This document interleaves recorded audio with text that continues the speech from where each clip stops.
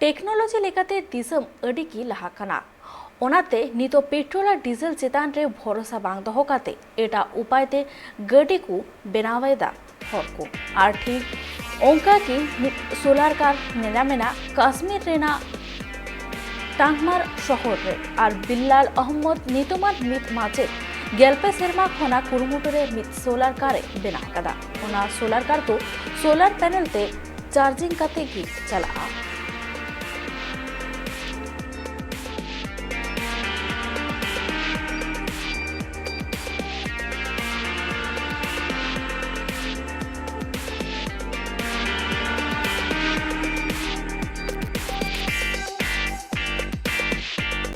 इससे में मुझे आइडिया आया क्योंकि जो इसके इक्विपमेंट्स थे जो मुझे लगते थे कार फॉर डिसेबल्ड पर्सन के लिए,